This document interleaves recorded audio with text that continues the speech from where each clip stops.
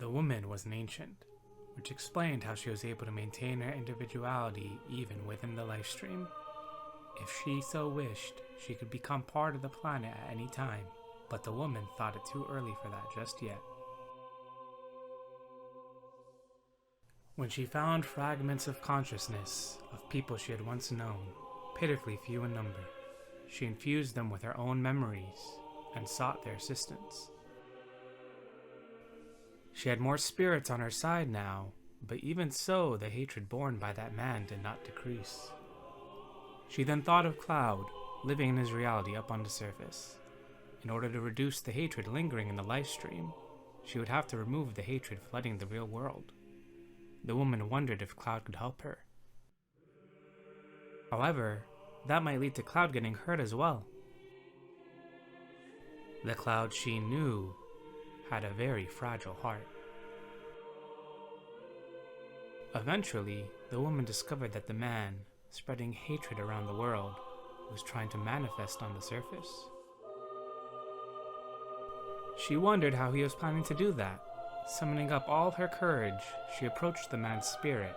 However, he spotted her and chased her off, but soon gave up chase.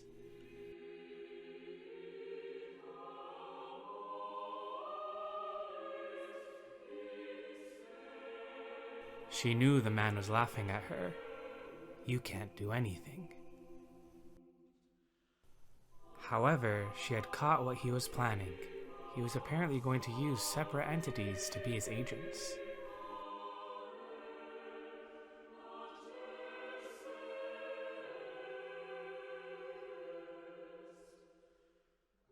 The woman asked herself if she could do the same. However, she soon changed her mind. Even if it were possible, I want to meet Cloud the way he knows me.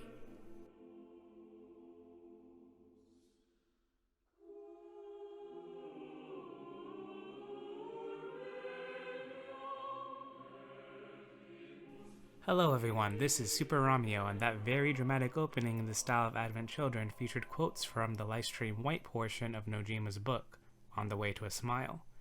You will see why I quoted those parts in a bit, and I'll likely dive deeper into that text in a part 2 of the series. In this video though, I'm going to walk you through what I think is going on in the Final Fantasy VII Remake project. I could be, and probably am, wrong, but this is all for fun. Heads up, I will not be talking about timelines. So let's get started with a very important scene from Chapter 9. Well, look who it is. Talk about a coincidence. What are you doing here? Waiting. Why? Because I'm not sick of you yet. Lead on, then. With pleasure.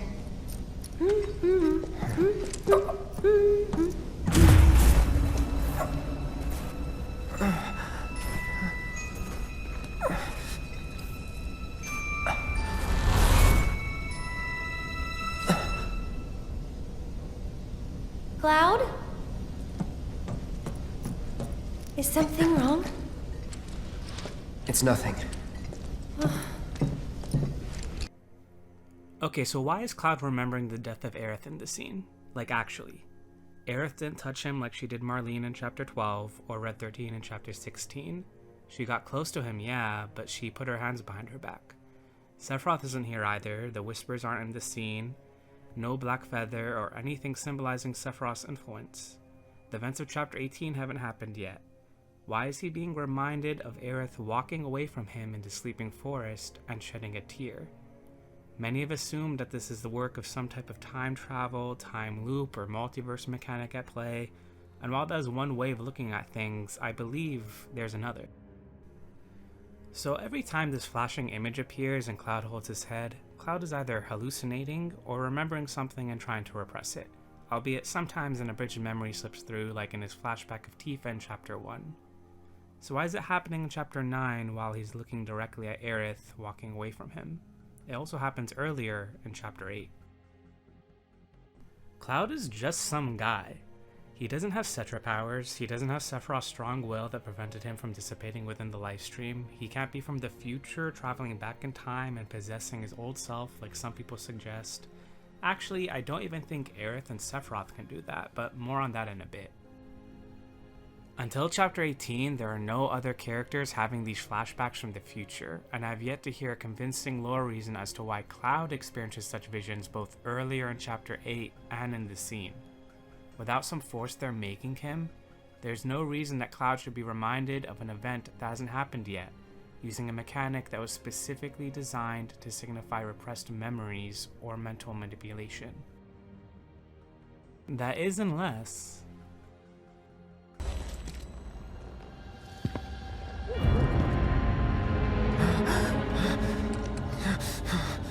You are too weak to save anyone. Not even yourself. Not even yourself. Not even yourself.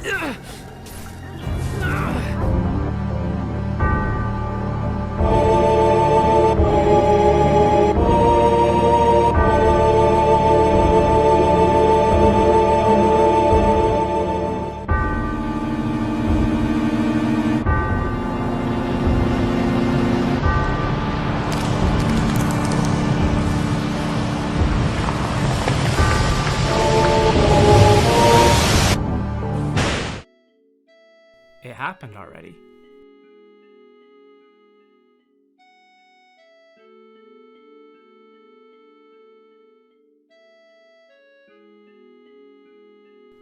Cloud fell into the lifestream after the events of the Northern Crater. Aerith is already dead. Yes, Cloud couldn't save her, but Cloud couldn't even save himself.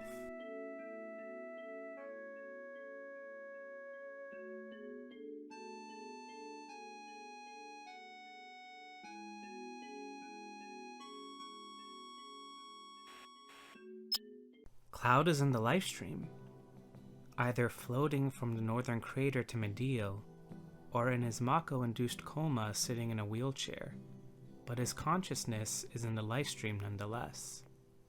Remake even explained this to us in Chapter 4.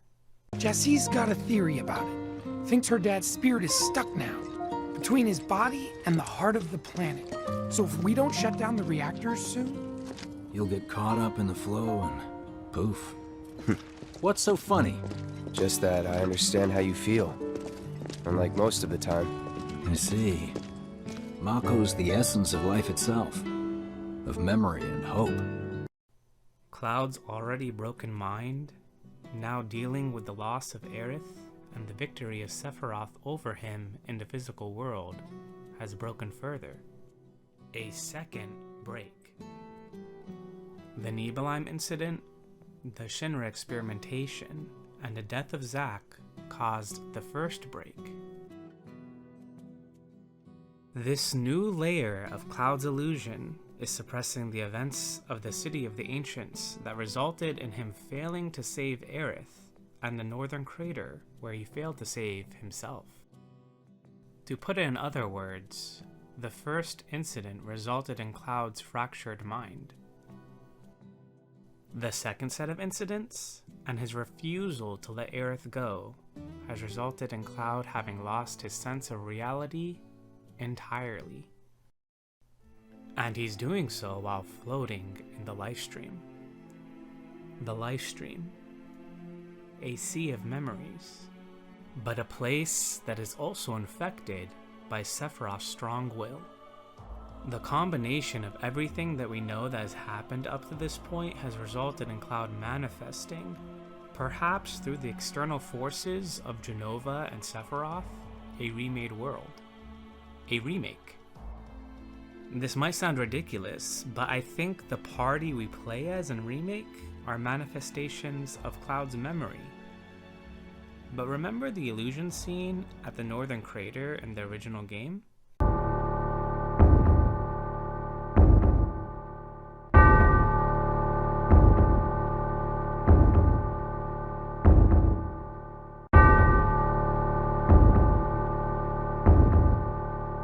Is it possible that Cloud's manifestations are facilitated not only by the livestream, but also through the powers of illusion of Genova? Okay, so that part I'm not sure about. I can see them adapting that concept for a remake, but it could also just be that Cloud manifested everyone on his own via the livestream, similar to how Cloud and Tifa view other versions of themselves in the livestream sequence in the original game. Either way, Cloud is reliving the events from the original game, but memory isn't accurate. We often misremember the little details. What did you have for dinner last week? What was your coworker wearing the other day at the big meeting?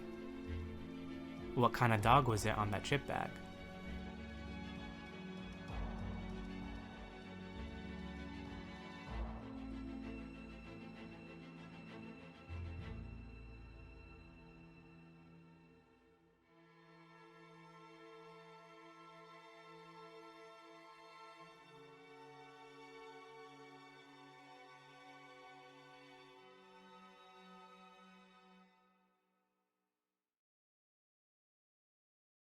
So let us consider it.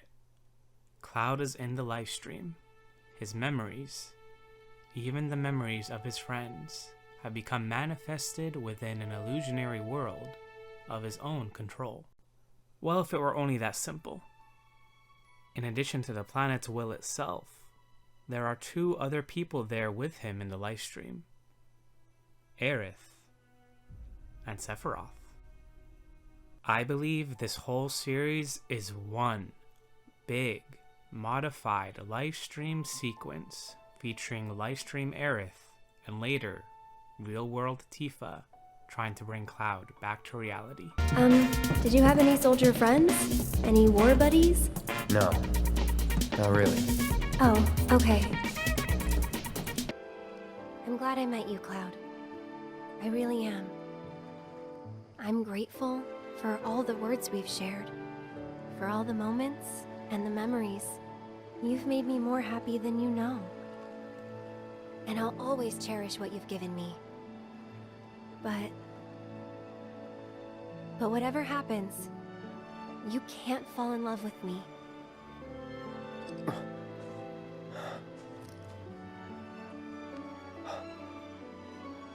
Even if you think you have, it's not real. It's not real. It's not real. Except in this reimagining of the livestream sequence, Sephiroth is not having it. Okay, so let me explain. Aerith is not from the future. Aerith, livestream Aerith, is possessing Cloud's memory of her. That is what is happening in the opening scene. The Aerith in this memory world has become cognizant, but she immediately notices the presence of Sephiroth and runs away. Just like in On the Way to a Smile, livestream White. But why doesn't she say anything? Well, it says so in livestream White too. The Cloud she knew had a very fragile heart. I want to meet Cloud the way he knows me. I think Aerith has infiltrated Cloud's memory world to try to help him. Although I do believe she has a larger mission versus Sephiroth that I will try to answer when I get to part 2. Aerith, however, is privy to the fact that Cloud's mind can't handle a lot in its current state. Maybe you're not okay. Cloud? Is something wrong?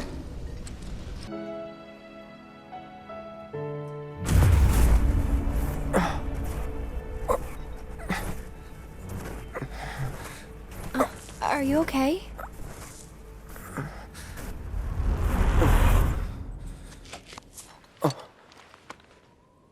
Wow. Your eyes. Oh. It's 'cause of the Mako. All soldiers have them. Yeah, I know. Sorry, I'm bumming you out. We should go.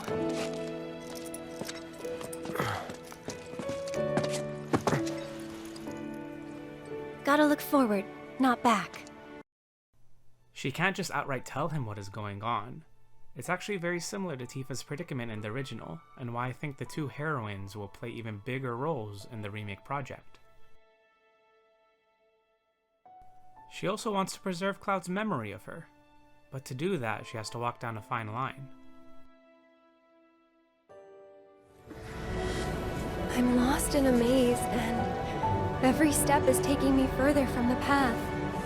It's also possible that Livestream Aerith doesn't have complete cognizance while in Memory Aerith. It might be due to her managing Cloud's memory of her and her own memories, but it might have to do with the corruption to the Livestream caused by Sephiroth. And I think we got a glimpse of true Aerith, her spirit in the Livestream, in her resolution scene in Chapter 14. Similar to the original game, she visited Cloud in his dream, trying to encourage him to look forward to the future. So we need to make the most of the time we have, to live our lives the way we want to live. Every minute, every moment matters. I'll remember that. Good. Sephiroth, on the other hand, doesn't share the same concern.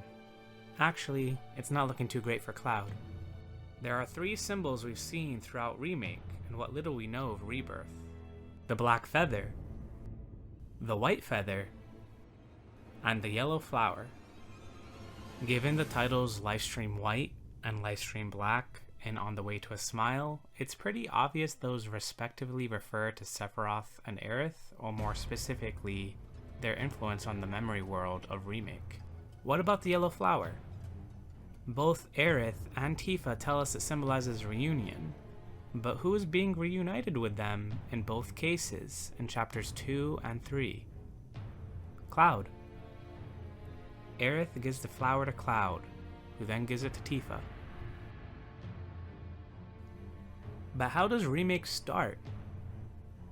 After Livestream Aerith possessed Memory Aerith runs from Sephiroth, she drops her flower basket, and the yellow flower gets crushed. And how does Remake end? With Cloud holding a black feather, determined to go after Sephiroth. It's not looking too great for him. But what would Sephiroth want from him? Cloud's sense of self is already fractured, and Cloud's sense of reality is already gone. Well, luckily, both AC Sephiroth and this rendition of Sephiroth tell us what he wants a lot. Shall I give you despair? Tell me what you cherish most. Give me the pleasure of taking it away. I will never be a memory. Good, Cloud. Very good. Hold on to that hatred. Not yet.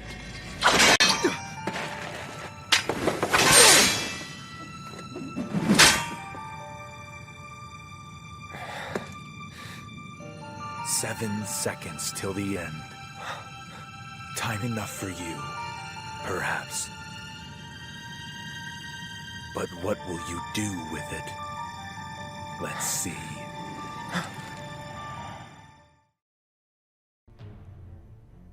The real answer is in Livestream Black, but just gotta say, Sephiroth is so dang petty. Cloud threw him in the Livestream one time and he still hasn't gone over it. But it seems clear to me Sephiroth wants to take literally everything away from Cloud so that he can have complete control over him and use him for his plans on the surface, whatever they may be. But he already burned down his hometown and killed his mom. Cloud got experimented on by Hojo. Zack died saving him and he blames himself. He lost control and blames himself for Aerith's death too. He gave Sephiroth the black materia and now is in a Mako-induced coma. His mind broke, his sense of reality broke. What left is there to break? Follow them. The yellow flowers. Lovers used to give these when they were reunited. Where'd you get that? I can't remember the last time I saw a real one. Huh?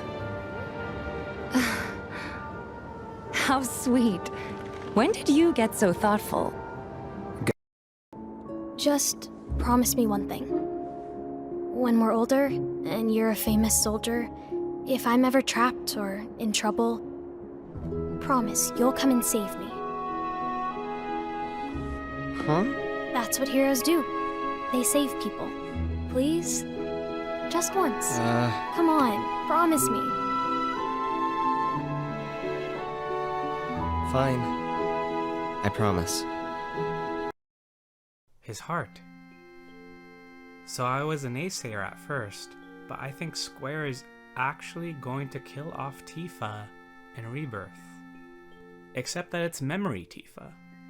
But to Cloud, and to the player, it will be real. It will probably even be the cliffhanger of Rebirth. I believe Sephiroth is setting up Cloud's third break. The first was Nibelheim and Zack. The second was Northern Crater and Aerith. And the third will involve Tifa. And it's not just about love. I mean, I do believe he's in love with her, but I'm definitely not going to join that debate.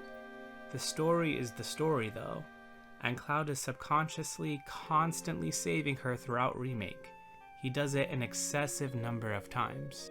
When the Whispers attacked in Chapter 5, jumping off the train in Chapter 5, in the ghoul boss fight of Chapter 11, running up the tower in Chapter 12, it was a lot. I don't even know if I got them all. But he is terrified of failing her, and losing her too. And Sephiroth knows this.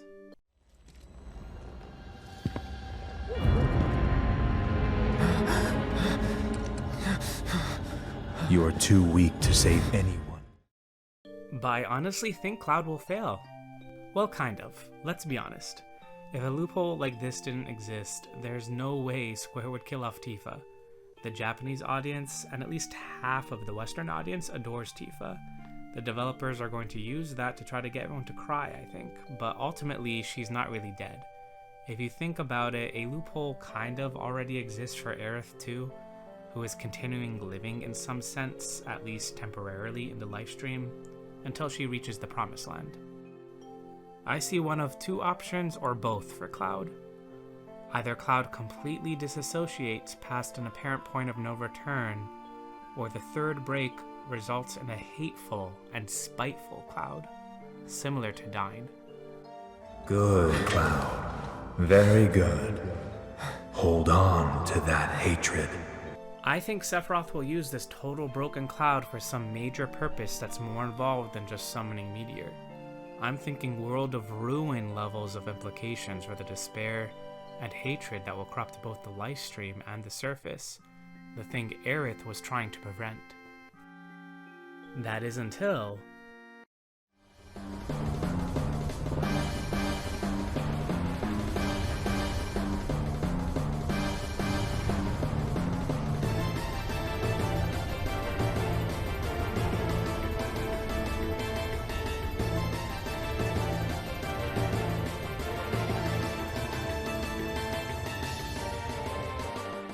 Tifa, the real Tifa, enters the livestream.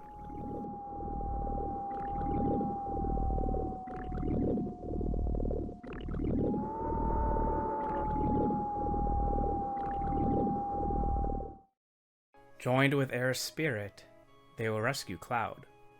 There's a reason why the two of them got a whole book and are called the backbone of the remake project. By the way, you should go read Traces of Two Pasts. Okay, I'm going to get a bit fanficky now, but everything I've said up to this point I actually think is pretty legit. Wouldn't it be awesome though, if the way Tifa and Aerith have to free Cloud is by fighting a messed up version of him, probably even joined by Zack's spirit? The three people that were at the center of his total break would be the ones who heal him from it. I can imagine the boss fight and the cinematic scenes in between each phase, each one emotionally restoring Cloud's memory. The death of Zack, the death of Aerith. But then the last one, the realization that Tifa didn't die, and that he was the infantryman that defeated Sephiroth 5 years ago. The promise scene and the livestream sequence fulfilled. Lastly, I'm going to go over what I think is going on with the titles, because it was weird to me that Crisis Core got the Reunion title. They for sure have their double meanings too, but I think they are telling the larger narrative. The events of Crisis Core Reunion resulted in Cloud losing his sense of self and being experimented on to be awakened as a Sephiroth clone later in the story that takes place on the surface. So we have Cloud entering the Reunion.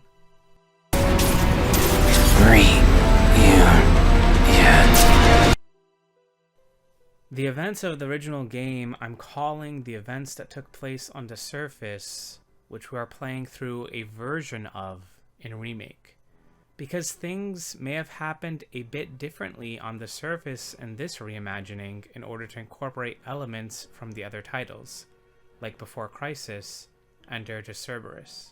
In other words, I'm saying the original game is a completely separate entity from this remake project.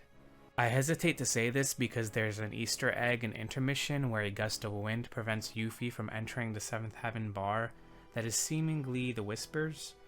The leitmotif for the Whispers does not play though, so it could also be a red herring or a funny way to prevent the player from going inside. So I'm just going to say it. This Yuffie, the Yuffie that we played as in the DLC, is real Yuffie. And this is Memory Yuffie. Maybe the game was called Intermission not only because it was taking place in the middle of Avalanche's mission at the Sector 5 reactor and during the Sector 7 platefall, and in between Remake and Rebirth, but because it was an intermission from the livestream sequence taking place below. I also think the Deep Ground subplot will be completed once Cloud gets back to the surface. Anyways, it's just a thought and I digress. Back to the titles. The events of the Northern Crater, where the reunion took place and Cloud lost his sense of reality and fell into the livestream, already happened. It was there that a combination of things placed him into a new world of memories. So we have Cloud entering the remake. The events of Remake culminate in a battle that resulted in an alteration of the memory world due to the influence of Aerith and Sephiroth. This alteration resulted in more memory aberrations than were in Remake, such as Stamp changing from a beagle to a terrier. Cloud is given hope by Aerith that they can change the future and make everything right. So we have Cloud entering a rebirth. But like most trilogies, Part 2 will not go smoothly. It is my guess that Aerith altered the memory world so that Zack could enter it, with the intention of him helping her and maybe helping Cloud too. But Sephiroth also altered the memory world in some way that Aerith did not anticipate. The events of Rebirth will cause Cloud to hit rock bottom. In the last game, the end of this huge livestream sequence will take place in which Cloud will be restored thanks to the efforts of Aerith and real Tifa. Cloud will wake up to reality, accept his losses, and choose to live life again. After reliving the past, Cloud decides to live again for the future, and will put an end to Sephiroth once and for all. What we've done, that's set in stone. The past is forever. But the future, even if it has been written, can be changed. So focus on the future, not the past. So we need to make the most of the time we have. To live our lives the way we want to live. Every minute, every moment matters.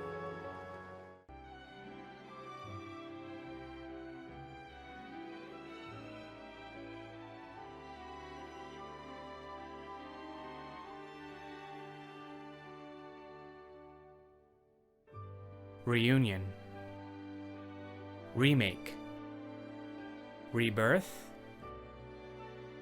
Relive.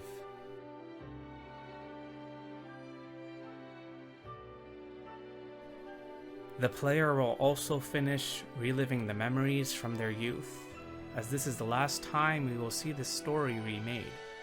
And not because the developers are complaining about having to make it.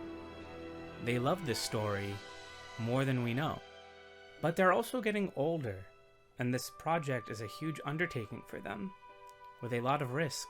Not only is it a trilogy, so each subsequent part has the risk of losing sales, but look how fragmented the fanbase got in response to Remake's ending, many believing that it's impossible for the themes of the original game to be reflected in this reimagining. I'm not saying that my theory is 100% correct, and it could very well involve timelines and whatnot, but my theory is certainly plausible. It's therefore not impossible that what we saw in Remake is congruent with the themes and world building of the original story. I fully believe they're giving the original story the respect it deserves, while also letting their creative juices flow. And I don't think that the meta-narrative is ending with Remake.